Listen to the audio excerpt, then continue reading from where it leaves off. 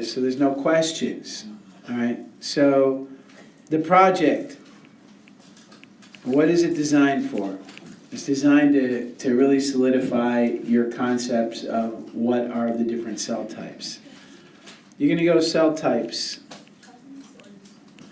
You're gonna start off by dividing your poster into two parts. You're gonna have eukaryote. You can spell eukaryote several different ways. Two ways. With a C or K, I don't care which. Come up with something, anything you wish.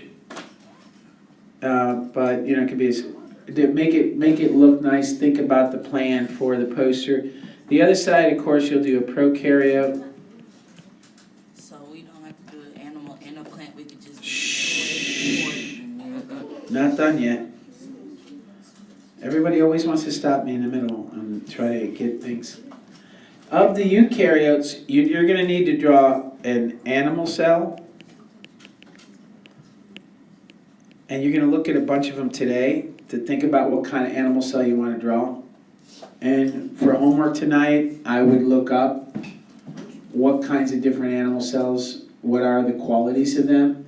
And that kind of goes to what one student and I were talking about last night, is what is in an animal cell that's not in a plant cell, that's not in a prokaryote. You should know that already, obviously, from the reading and from the class lessons and from the project. But go ahead, animal cells. Plant cells, again, look at the different plant cells under the microscope today. Think about it, if we have time, obviously. Yeast cells, which is a fungi, all right, this is a fungi, and of course, a protist.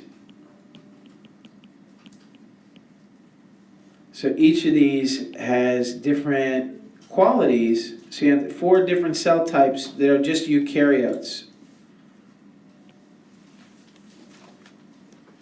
All right.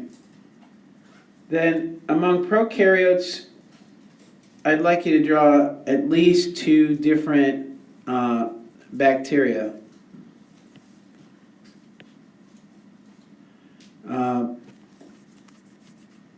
A bacilli.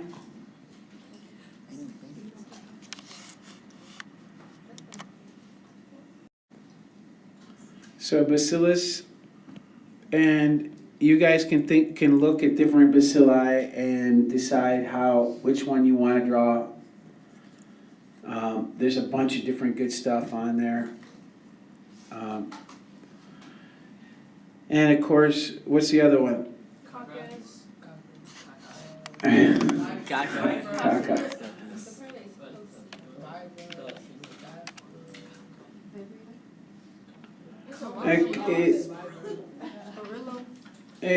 Spirochete.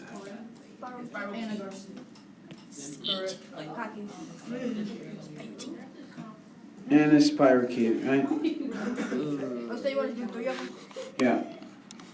Spiral, it's Spiral might be Spiral. No, spirochete is quick.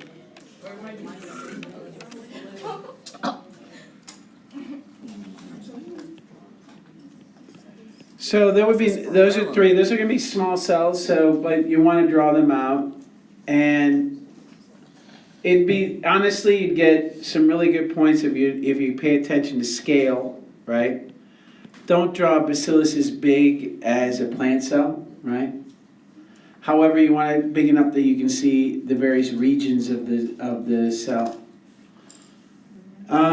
Then, that being said, these are all forms of bacteria. There's another kind of prokaryote called an archaebacteria. Does anybody know what an archaebacteria is? All right, so that means you're going to have to look it up. So what is an archaebacteria, and what...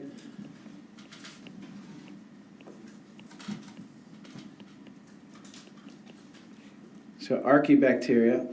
An archaebacteria is just what we call extremophiles.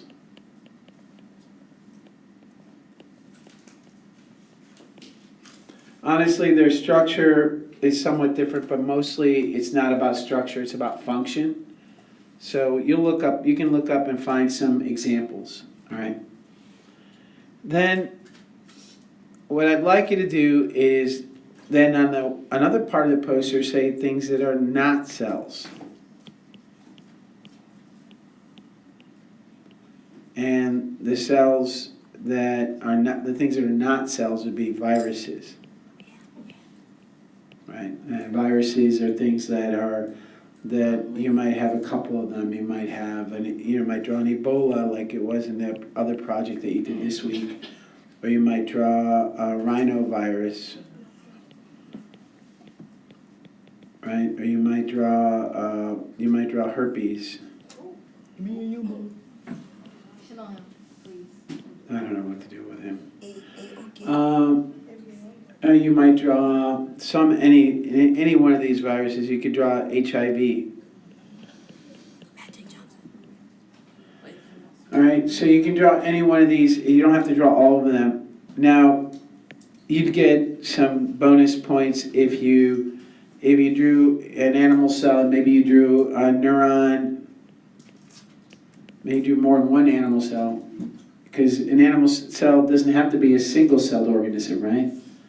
So I can imagine that someone who wants an A on this project, what they can do is they might do animal cells, and they might take, I'm saying this is what someone who would like an A on a project might want to do.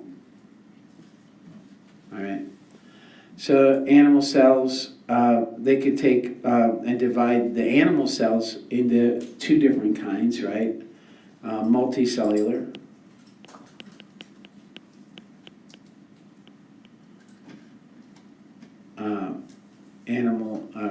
And these are animal cells. Our animals are multicellular, right?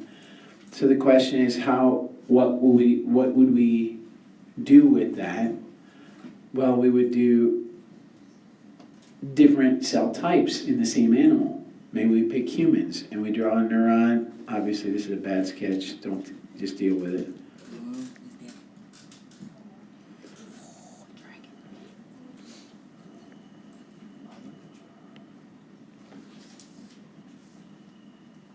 So you draw a neuron with an axon and dendrites and etc.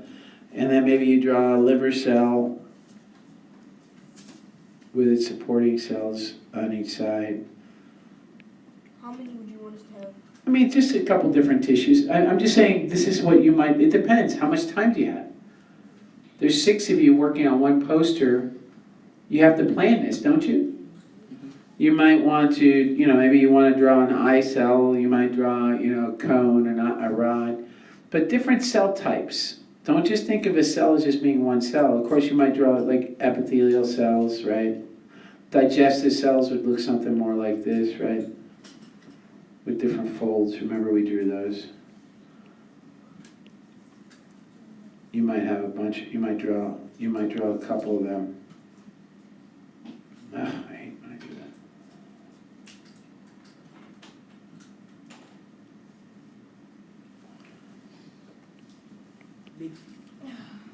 So there'd be like a bunch of them together, right? And you would draw the different organelles within them. And the key is that whatever you're going to draw, you're going to make sure that you label everything. So you're going to say, endoplasmic reticulum, and maybe it's the RER, then over here you have the smooth ER, and then over here you have the Golgi body, and here you have the mitochondria.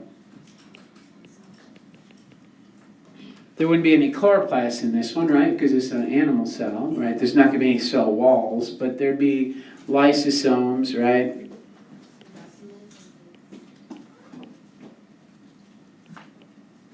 And vacuoles, food vacuoles and such, etc. And if you're doing the yeast, you'd only have one cell to draw. A protease, you'd pick a protease. It could be a ciliate, it could be a flagellate, it could be a bunch of different protease, Those are single-celled eukaryotic organisms. The bacillus, there are some of these bacteria have flagella, some don't.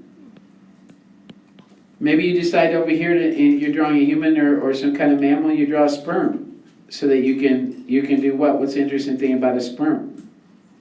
Reproduce. Well, that's right, they have half, but it wouldn't be 26. It would be 23. Darn it. But that's they have a flagella. But it's good that you know that they have half the DNA. That's right. You can mention that. You could write down it has half the DNA. And it doesn't have. And the interesting thing is, it has a lot of mitochondria. Why does a cell? Here's a question that I could easily put on the next quiz. Why does a sperm need so many mitochondria? It needs the energy to travel. It needs energy because it moves a lot. That's one of the questions that was asked you. A lot of you got wrong on the quiz. What does an active cell have a lot of? Mitochondria. Why? Because it's active. It needs energy. And what makes energy? Mitochondria. So you have these kinds of things you can do. Of course, you draw it. And that would get you, something like that. A lot of different paths to an A. A lot of different paths to an A in a project like this. It'll be a big poster. So 7th period will take and combine these tables. When you come in tomorrow, the tables will be joined into big drawing boards so that you can all hang around one table and draw.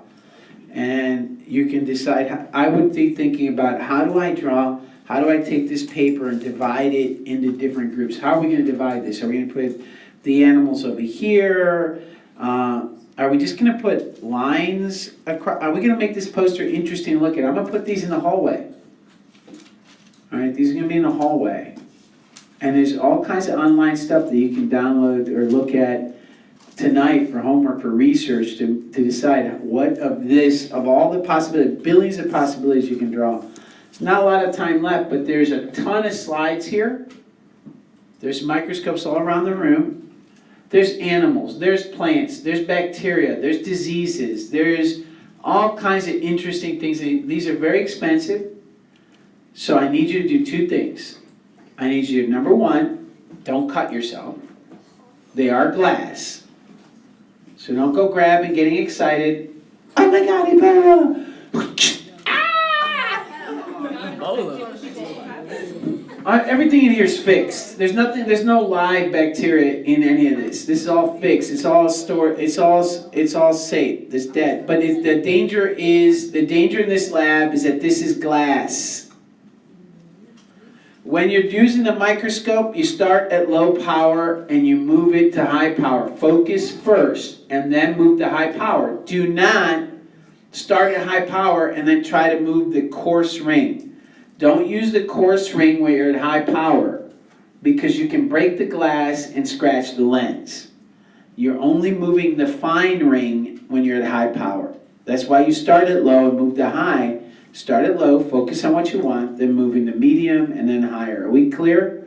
When you're drawing or taking notes, please write down the magnification. Write down at 10 magnification, this is what I see. Does that make sense? Let this inspire you. I will have these out tomorrow as well. Am I clear? Yes, sir. All right, good luck.